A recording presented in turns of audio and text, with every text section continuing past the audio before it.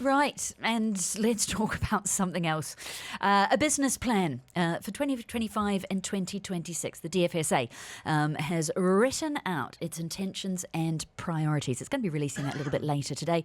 We're going to find out now, first, what that means for DIFC-based companies. We are joined by the man with the plan, the Chief Executive, Ian Johnston. Ian, it is delightful to see you. Good morning. Good morning. So, let's dig into it and let's start with the things that people are really going to want to know, which is, first off, the rules.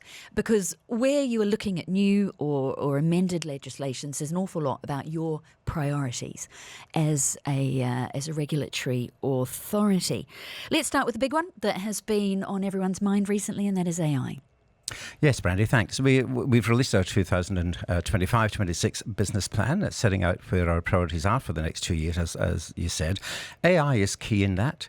One of our key themes for the DFSA in helping the DIFC to develop and yet making sure that we adequately protect investors, one of those key priorities is innovation. And as part of what we're saying on innovation, of course, we're saying what we're doing in respect of AI, or artificial intelligence. It's something I get asked about all the time. Firms want to know what's our plans for regulation of AI. Investors want to know, will I be safe if firms are using AI? Users of financial services ask about it. So it's probably the number one topic that I get asked about as I move around. Our plan in this area is to recognize the benefits that AI can represent, not just for users of financial services, but the people providing them. It provides efficiencies, it can provide effective ways of delivery, of getting financial services to people, and it can also enhance the customer experience. But I think, as we all know, AI comes with risks. So our approach will be to say to firms, you need to demonstrate to us, if you're using AI in your services, how do you actually make sure you're managing those risks? Things like not discriminating against certain classes of customers, not having customer bias. Things like, if AI is decision-making, what's the accountability for that? What's the process that you go through to make sure those decisions are right? What's the governance around AI? So who's responsible if something goes wrong in the use of AI? So our approach will be not to actually regulate AI as such. So we won't produce a piece of regulation that says, here's what we're doing in respect of AI regulation. What we would rather do is say to firms, you're used to managing risks, you're used to meeting customer needs and expectations. Demonstrate to us how you'll do that if you're using AI, and be able to explain that to us. Oh, I have questions. Yes. That's quite a different approach. So you're not putting in overarching AI regulation? No. We're more likely to say firms already have requirements about treating customers fairly. Our firms in the DIFC already have requirements around governance, decision-making, accountability when things go wrong. So we're going to say you've already got all of those obligations. But if you're going to use AI, explain to us how you will still meet those obligations with the use of AI. I think that that's a better approach than saying, here's how I'm going to regulate your use of AI.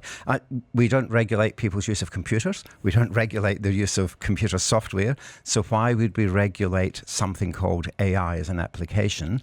I'm more interested in regulating the outcomes that result, whether you're using AI or any other piece of technology.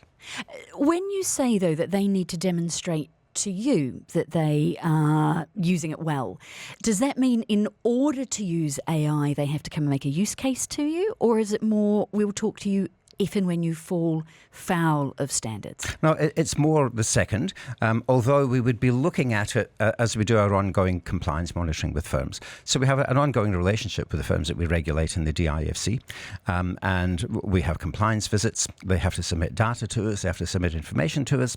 So in our ongoing supervision of those firms, it would become clear to us what the firms are doing. But we would be asking them about use cases, but it would not be a prerequisite. It would be more the case of, we want to make sure that as you're providing your financial services in a normal way, if you're using AI, we want to make sure you're using it responsibly. That's how it plays out. Do they need to tell you if they're using AI?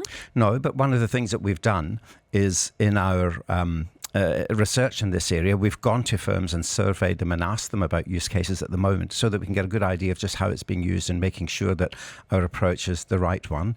And we're comfortable that it is. So you're right, there won't be a piece of AI legislation as such, but we will say you've got all of these obligations at the moment. Treat customers properly, make the proper disclosures, make proper decisions with accountability. Just if you're going to be using AI, make sure you still meet all of those obligations. One of the really big things with AI is who is responsible for it. If I take, I don't know, creating a robo-advisor or something, if it's created out of house, if the algorithm is populated, is trained out of house, and then something goes wrong with those non-human decisions or that non-human advice, is it the issue for the company that you regulate, the financial services company, for example, or is it whoever has provided them with the technology, trained the technology, etc.? I mean, where do you draw your lines in this? Yes, it's very much the firm that's providing the financial service that we regulate. It's very much their issue. So what you've just said, right, gives rise to two things.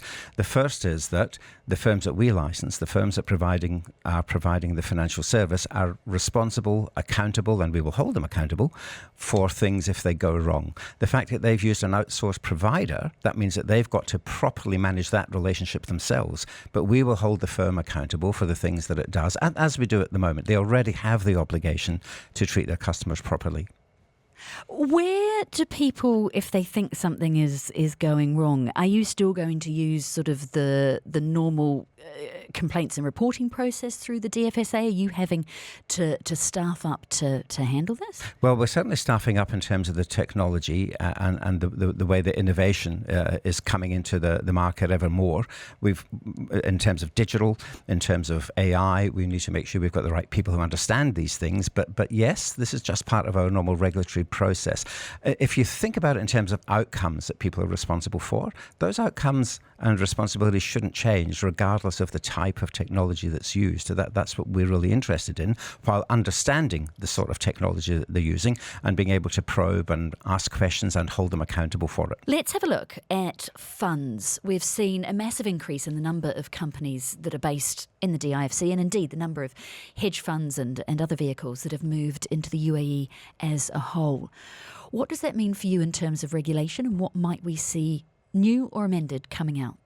Well, because it is such an important area for the UAE, for Dubai, for the DIFC in particular, Brandy, we need to make sure that our fund regulations stay up to date. We need to make sure that they're at world's best standard and that they're modern, they're enabling firms to come in and do business, but also providing the right level of protection, of course, for investors. You mentioned it being a major growth area for us.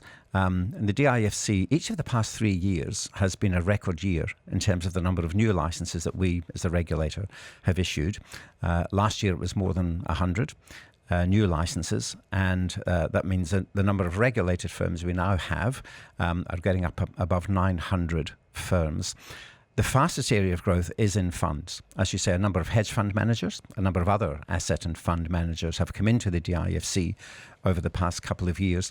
So while we've already had a good and well-functioning investment funds regulatory regime, it was established in 2006. So it's evolved over the years since then, but it's time to lift up the hood, look underneath, make sure that everything is modern and working. And as I say, enabling businesses to come in and do good business, but at the same time providing the right level of protection. So exactly what the changes are yet, we can't say because we're in there doing the work.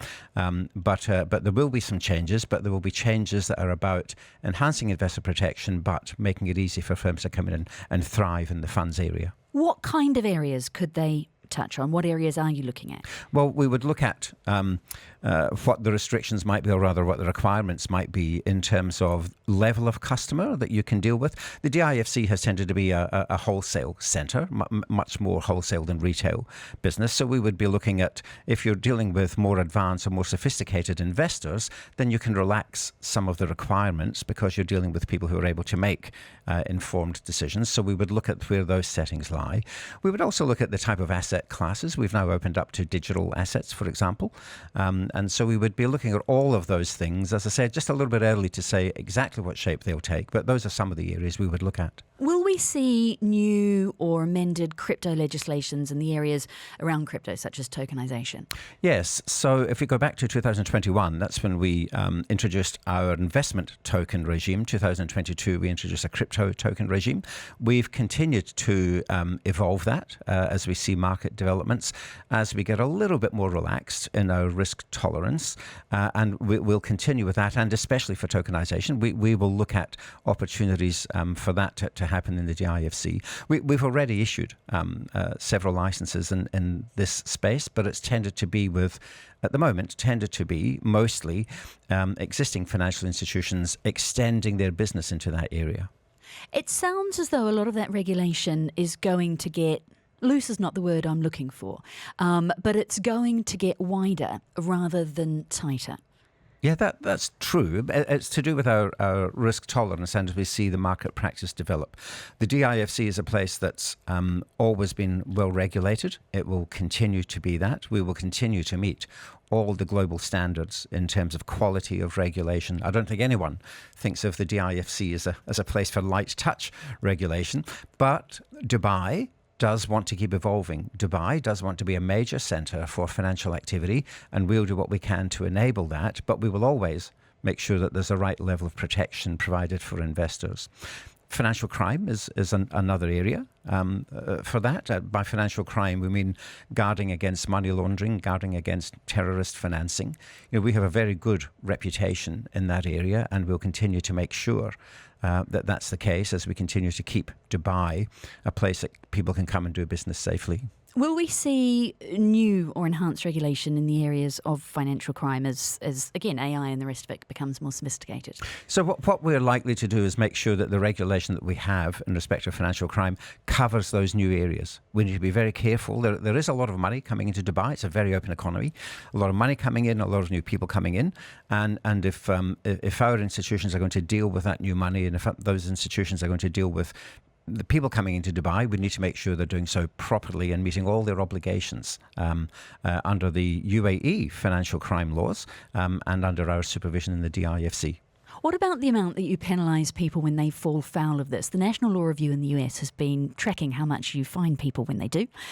They've found that the average fine in 2023 was nearly double what it was in 2022. Are we going to continue to see harsher financial penalties as a deterrent? So not so much in a targeted or a deliberate way. It really depends very much on the ebb and flow of cases. So if you get some more serious cases, then obviously the fines will be bigger. We talked about anti-money laundering. We make sure that our firms are properly having systems and controls in place to guard against money laundering. We haven't had specific instances in the DIFC of it happening, but what we have had are cases where we've taken action against some firms where the systems and controls, their guardrails, haven't been strong enough. I think in the past 2 or 3 years, we've issued fines of around $6.5 million US dollars in respect of that. Now, the firms who are in the DIFC are there because they want to be well regulated. They understand those obligations. And it's sometimes better, I think, if you see something going wrong, to use your enforcement and fining powers responsibly rather than introduce more and more regulation, because that slows everyone down. Better to hit hard those who might have done something wrong and let everyone else get on with business rather than putting in place more and more layers of regulation that slows everyone down. Thank you so much for joining us and for staying with us for a little bit longer to go through all of that this morning. The DFSA, the Dubai Financial Services Authority, the regulatory body for the DIFC, outlining the 2025 and 2026 business plan and all of the areas that they are looking at new or amended regulation and legislation. Ian Johnston, the Chief Executive, we appreciate your time this morning. Thank you. Dubai Eye 103.8. Join the conversation.